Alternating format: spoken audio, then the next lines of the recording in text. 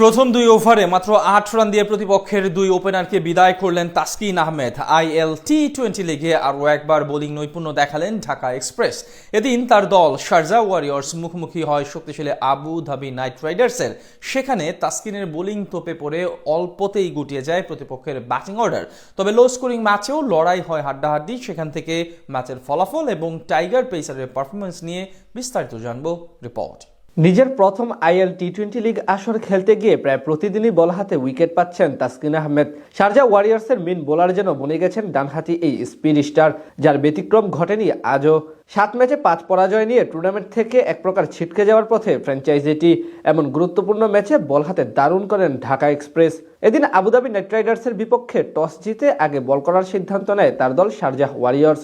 বিপরীতে প্রথমে ব্যাট করতে নেমে শুরুতেই তাসকিনের তোপে পড়েন ফিল সল্ট। প্রথম 3 বল ডট দিয়ে একটি 4 হজম করলেও ষষ্ঠ ডেলিভারিতে এই ইংলিশ ব্যাটারকে দারুণভাবে বুদ্ধির ফাঁদে ফেলে ক্যাচ আউট বানিয়ে সাজঘরে ফেরান টাইগার পেসার।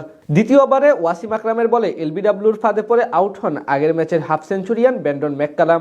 নিজের দ্বিতীয় ওভারে বল করতে এসে আবারও আবুধাবির ব্যাটিং অর্ডারে ধাক্কা দেন তাসকিন আহমেদ।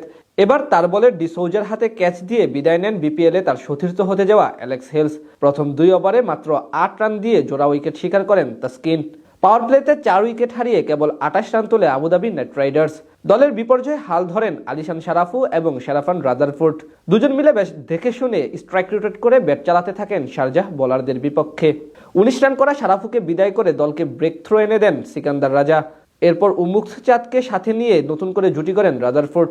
ধীরে ধীরে আগ্রাসী হতে থাকা এই ব্যাটারকে থামান ডেভিন প্রিটোরিয়াস। তার কাছ থেকে আসে 36 বলে 34 রান। নিজের কোটার শেষ ওভারে অবশ্য বেশ খরুচে ছিলেন তাসকিন আহমেদ। 19তম ওভারে বল করতে এসে আন্দ্রে রাসেল ও জেসন হোল্ডারের কাছে 4টি ছক্কা হজম করেন তিনি। শেষ পর্যন্ত 134 রানের লড়াকু পুঁজি পায় আবুধাবি। বল হাতে 41 রান খরচ করে জোড়া উইকেট নেন তাসকিন। জবাব দিতে নেমে শারজাহ ওয়ারিয়র্সের শুরুটাও ছিল একেবারে নড়বড়ে। দ্বিতীয় ওভারে স্বদেশি পেসার জেসন হোল্ডারের প্রথম শিকার বনে সাজঘরে ফিরেন মার্কুটে ওপেনার জনসন চার্লস। পরের ওভারে বিদায় নেন আরেক ওপেনার মোনাক প্যাটেল। 8 বলে মাত্র 7 রান করে তিনি বিদায় নেন অজয় কুমারের বলে। এরপর তাদের হাল ধরেন টম ক্যাডমোর এবং টম এবল। দুজন মিলে পাওয়ার প্লেতে 38 রান জমা করেন স্কোরবোর্ডে। 13 বলে 13 রান করা টম এবলকে বিদায় করেন অলি স্টোন। এরপর নতুন করে ক্যাডমোরের সঙ্গে জুটি করেন অধিনায়ক সিকান্দার রাজা। শেষ 10 ওভারে তাসকিনদের জয়ের জন্য দরকার ছিল 77 রান। 13তম ওভারে 35 বলে 30 রানের ধীরগতির ইনিংস খেলে বিদায় নেন টম ক্যাডমোর। এরপর সিকান্দার রাজার সাথে যোগ দেন জেমস র। তারা দুজন মিলে বেশ ভালোভাবে এগিয়ে নিয়ে যেতে থাকেন শারজাহ রানের চাকা। 25 বলে 28 রান করে অজয় কুমারের বলে আউট হন ক্যাপ্টেন সিকান্দার রাজা। শেষ 12 বলে তাদের দরকার ছিল 13 রান।